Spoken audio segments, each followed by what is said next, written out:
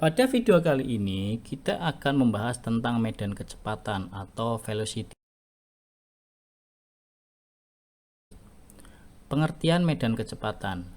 Medan kecepatan adalah suatu gambaran yang menunjukkan arah dan besar kecepatan partikel-partikel dalam fluida, misalnya udara atau air, di setiap titik ruang dan waktu.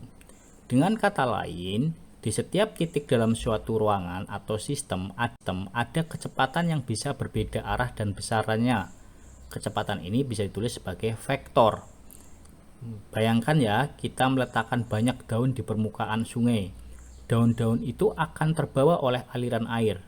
Di bagian tengah sungai, daun melaju cepat, sedangkan di pinggir sungai, daun melaju lambat. Nah, setiap titik di sungai punya arah dan kecepatan aliran yang berbeda. Itulah yang disebut medan kecepatan.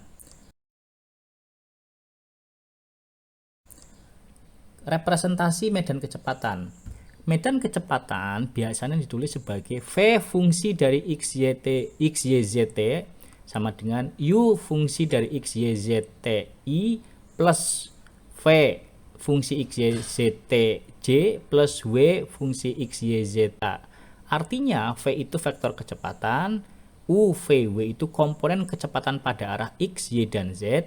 Kemudian X, Y, Z itu posisi dalam ruang, T adalah waktu.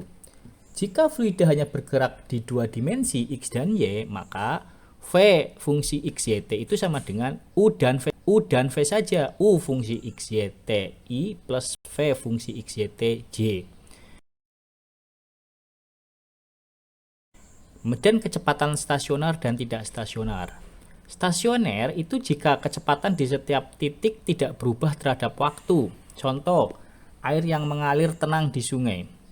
Kemudian yang tidak stasioner misalnya jika kecepatan di suatu titik berubah terhadap waktu. Contoh, angin kencang saat badai, kecepatannya itu berubah-ubah. Misalnya seperti jalan tol ya, jika semua mobil berjalan dengan kecepatan konstan di setiap lajur dan arah, maka itu seperti medan dan kecepatan stasioner. Tapi kalau ada perubahan karena kemacetan, maka jadi tidak stasioner.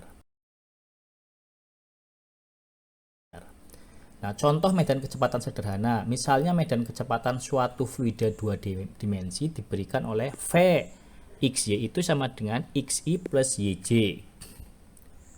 Artinya di titik 1,2 itu sama dengan V itu 1I plus 2J, di titik 3,0 itu V-nya itu 3I plus 0J.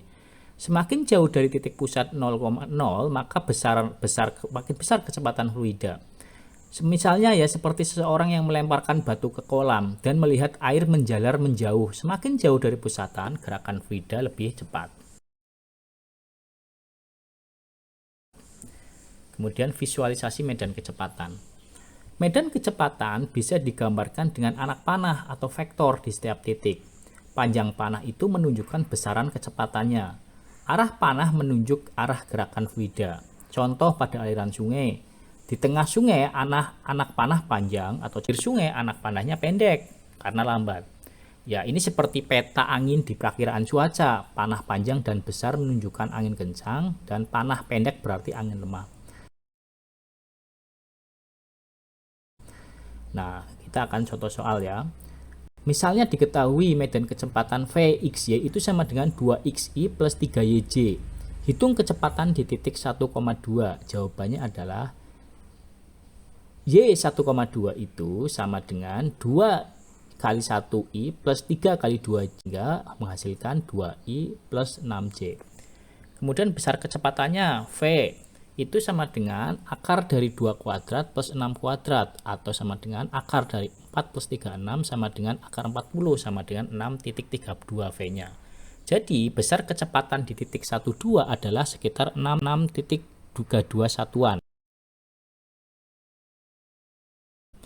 Apa sih aplikasi medan kecepatan dalam sehari-hari? Misalnya di cuaca dan angin, medan kecepatan angin digunakan untuk meramal cuaca. Penerbangan, pilot memperhitungkan arah dan besar medan angin saat terbang. Kemudian di transportasi laut, kapten kapal itu membaca medan arus laut agar pelayarannya lebih efisien. Kemudian pada olahraga air, atlet dayung itu memanfaatkan arah arus sungai. Kesimpulan dalam materi ini adalah medan kecepatan itu menggambarkan arah dan besar kecepatan di setiap titik. Ini ditulis sebagai vektor fungsi posisi dan waktu. Ini sangat penting untuk memahami aliran. Ini medan kecepatan itu sangat penting untuk memahami aliran fluida, cuaca, transportasi, dan banyak sistem fisika lainnya. Terima kasih, semoga bermanfaat.